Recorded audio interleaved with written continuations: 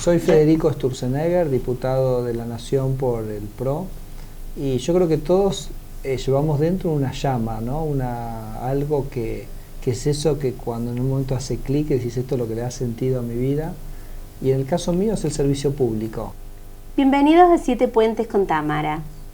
Hoy estamos con un especialista en economía de la vida, autor de numerosos libros, de artículos de investigación, que nos va a ayudar a comprender un poquito por lo que estamos transitando los argentinos con su libro Yo no me quiero ir. Dice, claves para apostar por la Argentina. ¿Qué tema el de hoy? Y como para conocer un poquito más acerca de este material, dice así: este libro contiene historias y reflexiones que nos permiten soñar con el país que podamos construir. Es un libro sobre el futuro, donde viajamos por diferentes lugares y por nuestra historia, para encontrar las claves para la construcción de un país más justo. ¿Cuántas veces se repite acá la palabra construcción? Y el querer y el desear algo mejor para todos. Bienvenido, Federico. ¿Cómo estás vos? Bien, feliz de tenerte aquí. Muchísimas gracias, igualmente. Y poder hablar un poco de uno de tus hijos. Queríamos conocerte un poco más. ¿Qué es lo que te llevó a escribir este libro? No, bueno, escribir este libro tiene que ver, ¿no?, con aportar a un debate, explicar que las cosas pueden ser de otra manera o tener otro objetivo y otra visión. Pero la verdad que al final se armó un libro que, como vos decías, es un libro de historias, ¿no? Se cuenta a partir de historias individuales, historias de, digamos, de éxitos propios de Argentina, porque una sociedad tiene un montón de cosas y a veces yo creo que los argentinos somos un poco autoflagelantes, ¿no? ¿Y desmemoriados? Un poco desmemoriados, un poco tangueros, por ahí acá. ¿Melancólicos? No sé, eso es demasiado porteño, pero melancólicos, no, pero sí, ¿no? Siempre como, uy, qué mal que nos va, etcétera. Y entonces al final incluso cosas buenísimas que tenemos no las vemos, ¿no? Por ejemplo, te cuento una de las historias, yo cuento aquí la historia de un señor que para mí es el señor más importante en el crecimiento económico de Argentina en los últimos 20 años, ¿no? Y no es un político, ¿no? No es ni un presidente, ni un ministro, ni un gobernador, ni un funcionario, es un campesino de un pequeño pueblo de la provincia de Santa Fe. Es un señor que vive hoy, que tiene 63 años, y que muy joven por cierto, y que hace unos 20, yo cuento la historia de su vida, ¿no? Que él en el año 76 era profesor en la Facultad de Medicina en Rosario, vino el golpe, él militaba en la JP, se tuvo que exiliar, ¿no? en su pueblo natal, en el centro de Santa Fe, y entonces dijo, bueno, a ver, pero él tenía una pasión que era la agricultura, ¿no? Hablamos de las pasiones de cada uno. Sí. Y entonces empezó a decir, bueno, a ver, esto hay una manera que se cultivan los hippies en Estados Unidos, que sin rotar la tierra, ¿no? Y entonces empezó a ver, esto se podrá traer a la pampa húmeda, y bueno, desarrolló o creó lo que se llama la siembra directa, que después terminó permitiendo que Argentina pasara de producir 40 millones de toneladas de granos a 100 millones, ¿no? Entonces, digamos, gran parte del crecimiento de Argentina se explica por la tarea que hizo este señor, ¿no? Que creó eso y después salió a recorrer el país diseminando, ¿no?, la historia de la siembra directa y convenciendo a otros, ¿no?, que se sumen, ¿no? Entonces digo, wow, acá una persona que no pidió nada, que simplemente estaba pensando en cómo mejorar. Cómo mejorar él, y su entorno también. Y su entorno. Y entonces tenemos esas grandes historias. Otra que me encanta contarla, que es de la persona que encontró que Mendoza es el mejor lugar del mundo para hacer papas. Empezó a recorrer el país con un experto. Entonces iban en un momento yendo de Mendoza a San Rafael y este señor en medio del desierto le dice, para acá, ¿no? Y entonces se baja del auto, empieza a caminar, se empieza a adentrar ahí entre los espinillos, ¿no?, los Andes allá al fondo, y de repente se queda como parado, como una estatua, congelado, mirando los Andes, ¿no? Y bueno, este otro señor que lo estaba llevando dice, bueno, pero ¿qué hago con este loco que se me quedó allá? Y finalmente va caminando, ya este señor da como a 3-4 kilómetros, y cuando llega estaba llorando este señor, y entonces y dice, esto es Idaho. Idaho es el lugar de Estados Unidos más importante productor de papas del mundo. O sea, había encontrado un lugar que tenía las mismas condiciones, ¿no? Y bueno, y hoy es uno de los lugares productores de papa más importantes de Argentina, ¿no? Entonces, tenemos como esos pequeños milagros. Yo digo que Argentina, mucho San Martín, mucho Belgrano, y no valorizamos a nuestros héroes vivos. Qué importante. ¿No? O sea, todos los personajes públicos que son ¿no? generadores, la corrupción, sí. lo malo, o sea, sí, digamos sí, los sí. malos nuestros líderes. Y tenemos gente, y muchas veces no es necesariamente gente de la política, que son unos ejemplos de aporte, construcción, entrega.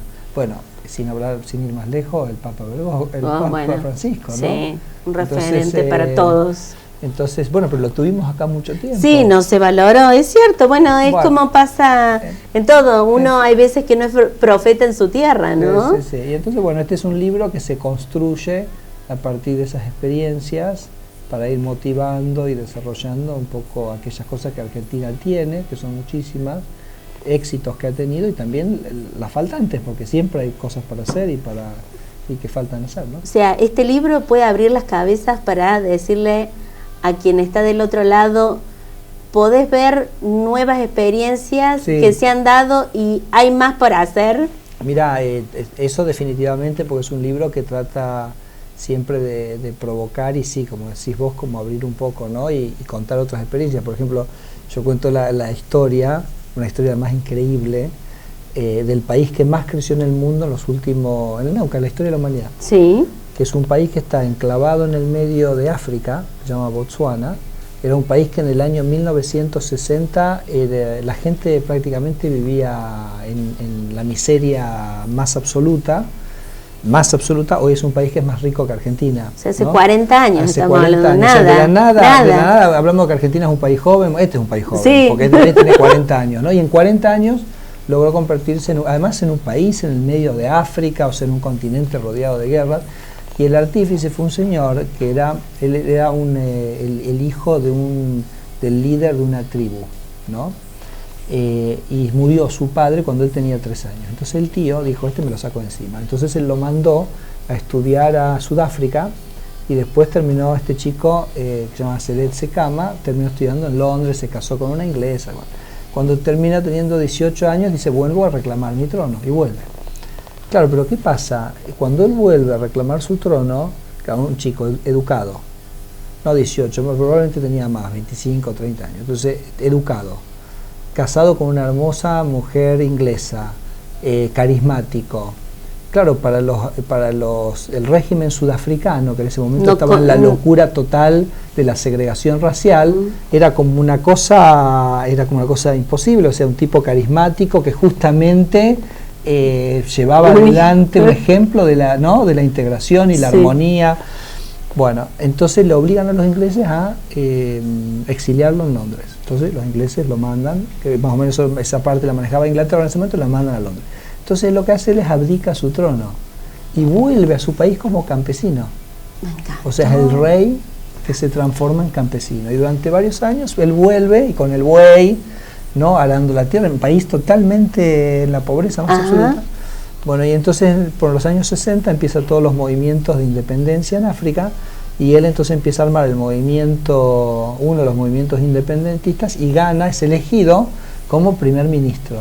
Y como primer ministro de un gobierno no todavía independiente, pero como el primer gobierno patrio, sería como nuestro 25 de mayo, ¿no? Fantástico. Bueno, entonces él toma, como sería el 25 de mayo, y desde el 25 de mayo negocia la independencia del Imperio Británico. Entonces yo digo, es el rey que se transforma en campesino y el campesino que desafió al imperio, ¿no?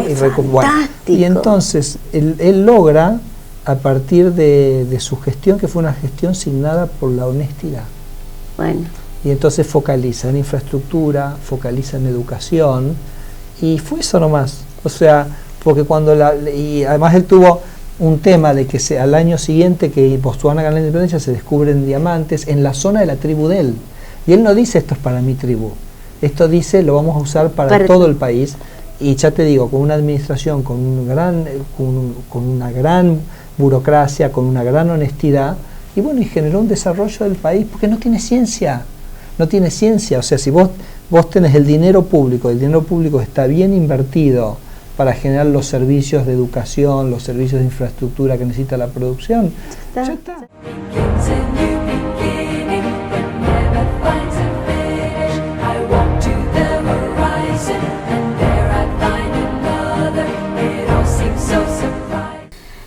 Vos pasaste un tramo importante de tu vida como presidente del Banco Ciudad de Buenos Aires y por lo que he escuchado, o sea, estando desde acá, de este lugar, es la empresa pública más rentable, algo atípico, y tu compromiso con el orden social, económico y cultural desde el banco. Claro. Me interesaría saber cómo fue esa experiencia. Cuando agarramos el Banco Ciudad perdía 200 millones de pesos al año y lo devolví ganando 1.200, ¿no? Entonces, pero lo que fue muy interesante es como la gente en el banco decía, ¿ganar plata es bueno o malo para una empresa pública? Yo le decía, no, es bueno porque, claro, porque es una muestra de que vos estás haciendo algo que la sociedad valora. O sea, vos, la empresa, por ejemplo, Apple, ¿viste? La que hace los iPads, es la empresa más valorable del mundo. ¿Por qué?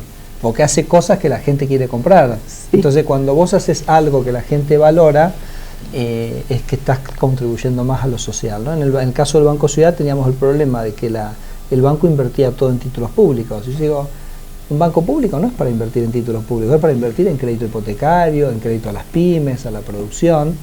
Entonces nosotros hicimos un giro muy grande de la actividad crediticia del banco, desde digamos esas cosas que era financiar al Estado a financiar a la gente, ¿no? Y me parece que ese es el rol mucho más protagónico que tiene que tener un banco público. Y después con cosas muy, la verdad que en algunos casos fuimos muy a fondo, ¿no? Por ejemplo, fuimos el primer banco en Argentina de poner una sucursal totalmente integral en una villa.